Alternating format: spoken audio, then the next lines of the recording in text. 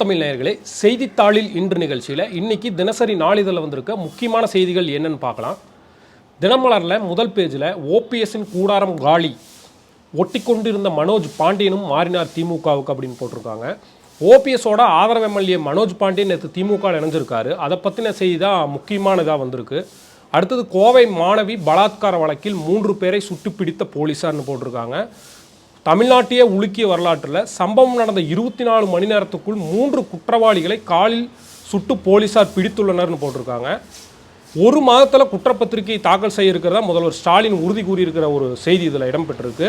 வாக்காளர் பட்டியல் சிறப்பு திருத்த பணி, தவறான தகவல் தந்தால் ஓராண்டு சிறை. விண்ணப்ப படிவத்தில் தவறான தகவல் அளிக்கும் வாக்காளர்களுக்கு அபராதத்துடன் ஓராண்டு சிறைன்னு தேர்தல் கமிஷன் எச்சரித்து இருக்கிற மாதிரி ஒரு செய்திகள் வந்திருக்கு. இதுதான் ஃப்ரண்ட் பேஜில் முக்கியமான செய்தியாக இடம்பெற்றிருக்கு. அடுத்தது அரசியல் பகுதியில் சிறப்பு பொதுக்குழு கூட்டம், கட்சியினருக்கு விஜய் கட்டுப்பாடுன்னு போட்டிருக்காங்க. கரூர் சம்பவத்துக்கு பிறகு விஜய் ஒவ்வொரு விஷயத்தையும் பார்த்து செஞ்சுட்டு இருக்காரு.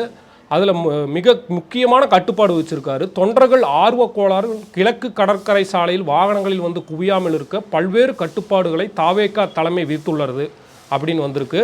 அடுத்தது அது கீழேயே விஜய் குறித்து அஜித் கருத்து சரியானது என்கிறார் சீமான் போட்டிருக்காங்க. அஜித் வந்து தனிநபர் மட்டும் காரணம் இல்லை கரூர் விபத்துக்கு அப்படின்னு சொல்லியிருந்தாரு. அதை பற்றி சீமான் சொல்லியிருக்காரு. நடிகர் விஜயை பார்க்க தனியாத ஆர்வத்தோடு மக்கள் கூடுகின்றனர், அது தவறென நடிகர் அஜித் சொல்லியுறார். அந்த கருத்தில் நானும் உடன்படுகிறேன் அப்படின்னு சீமான் ஒரு கருத்து தெரிவிச்சிருக்காரு கரூர் சம்பவத்தில். அடுத்ததாக ராமதாஸ் அன்புமணி ஆதரவாளர்கள் பயங்கர மோதல், பாமக எம்எல்ஏ அருள் முன்னிலையில் கலோபரம்னு ஒரு நியூஸ் வந்திருக்கு. நேற்று ராமதாஸ் ஆதரவாளர்களுக்கும் அன்புமணி ஆதரவாளருக்கு இடையே மோதல் ஒரு நடந்திருக்கு. சேலம் அருகே ராமதாஸ் அன்புமணி ஆதரவாளர்கள் கற்கள், உருட்டுக்கட்டை, இரும்பு கம்பிகளுடன் பயங்கர தாக்குதலில் ஈடுபட்டனர். சேலம் மேற்கு தொகுதி பாமக எம்எல்ஏ அருள் தரப்பில் 8 பேர் காயமடைந்தனர்ங்கிறது ஒரு முக்கியமான ஹாட் நியூஸாக வந்திருக்கு. அந்த வீடியோவில் இணையதளத்தில் வைரல் ஆகிட்டு வருது. அடுத்ததாக மும்பை பெண் பயணியிடம் மோசமாக நடந்த 3 டாக்ஸி டிரைவர்கள் கைது அப்படின்னு போட்டிருக்காங்க.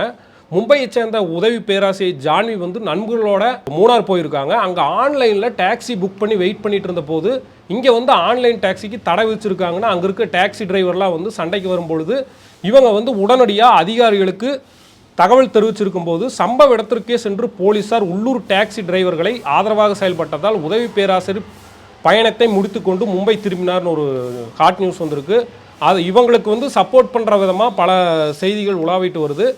கேரளாவில் கூட நீங்கள் அடுத்த டைம் வரணும், உங்களை அன்புக்காக காத்திருக்கோம், என்றைக்கும் கேரளா உங்களை வரவேற்குதுன்னு ட்விட்டரில் பல கருத்துக்கள் வந்து இவருக்கு ஆதரவாக தெரிவிச்சுட்டு வராங்க.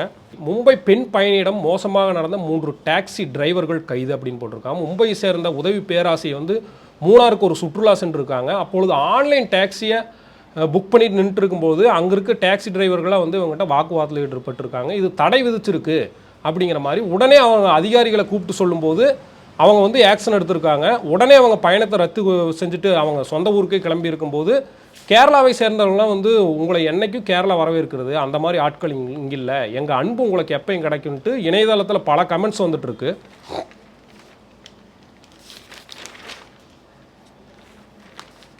இந்தியாவே எதிர்பார்த்துட்டு இருக்கிற பீகார் தேர்தல் வந்து நாளை தொடங்க இருக்கிறதா ஒரு முக்கியமான நியூஸ் வந்திருக்கு. பீகாரில் 121 சட்டசபை தொகுதிகளுக்கு ஓட்டுப்பதிவு சுமூகமாக நடத்த பலத்த பாதுகாப்பு அப்படின்னு ஒரு ஹாட் நியூஸ் வந்திருக்கு. உனக்காக மனைவியை கொன்றேன், காதலிக்கு SMS அனுப்பிய டாக்டர் அப்படின்னு ஒரு அதிர்ச்சிகரமான செய்தி வந்திருக்கு. உனக்காக என் மனைவியை கொன்று விட்டேன் என காதலிக்கு பெங்களூரு டாக்டர் மகேந்திர ரெட்டி குறுந்தகவல் அனுப்பியது தெரிய வந்துள்ளது. கர்நாடக மாநிலம் பெங்களூர் மார்த்தகல்லை சார்ந்த டாக்டர் கிருத்தியா ரெட்டி 28 இவருக்கு மயக்க மருந்து செலுத்தி கொன்றதாக இவரது கணவரான டாக்டர் மகேந்திர ரெட்டி கடந்த மாதம் மாரத்தஹள்ளி போலீஸார் அவரை கைது செய்தனர்னு ஒரு அதிர்ச்சிகரமான நியூஸ் வந்திருக்கு. SMS மூலியமாக இவரை கைது செஞ்சுருக்காங்க. பயங்கரவாதத்தை எதிர்த்து போராடுவோம், ஜெய்சங்கரிடம் இஸ்ரேல் அமைச்சர் உறுதி. டெல்லியில் இஸ்ரேல் வெளியுறவுத்துறை அமைச்சர் கிடியோனுக்கும் ஜெய்சங்கர் நேற்று சந்தித்து பேசினதில் இது உறுதி செய்யப்பட்டிருக்கு. சந்தன கடத்தல் வீரப்பனை தேடிய போது பாதிக்கப்பட்ட மக்களுக்கு இழப்பீடு தர இன்னும் தாமதம் ஏன், தமிழக அரசுக்கு ஹைகோர்ட் கண்டனம்னு போட்டிருக்காங்க. வீரப்பனை தேடும் பொழுது பல பழங்குடி மக்கள் பாதிக்கப்பட்டாங்க, அவங்களுக்கு ஏன் இன்னும் இழப்பீடு தரல அப்படின்னு ஹைகோர்ட்டு கண்டனம் தெரிவிச்சிருக்கு. அடுத்தது 43 ஆண்டுகளாக சிறையில் இருந்த கொடூர கொலையாளி மரணம், 5 குழந்தைகள் 4 மனைவியரை கொன்றவர். அமெரிக்காவில் தான் பெற்ற குழந்தைகள் 4 மனைவியர் உட்பட 13 பேரை கொன்றதாக 43 ஆண்டுகளாக இருந்த கொடூர குற்றவாளி ஜார்ஜ் பேங்க்ஸ் 83 சிறுநீரக புற்றுநோயால் உயிரிழந்தார்னு ஒரு ஷாக்கிங்கான செய்தி இங்கே இடம்பெற்றிருக்கு. அடுத்ததாக சமீபத்தில் தான் செங்கோட்டையன் அவர்கள் அதிமுகவிலிருந்து நீக்கப்பட்டார். நீக்கப்பட்டிருந்தார்.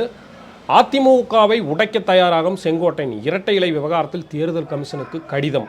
அதிமுகவிலிருந்து நீக்கப்பட்ட முன்னாள் அமைச்சர் செங்கோட்டையன் இரட்டை இலை சின்ன விவகாரத்தை விசாரிக்க கோரி தலைமை தேர்தல் கமிஷனுக்கு கடிதம் எழுதியுள்ளார் அப்படின்னு ஒரு முக்கியமான நியூஸ் இடம்பெற்றிருக்கு. இதுதான் தினமலரில் வந்த முக்கியமான செய்திகளாக இருக்குது.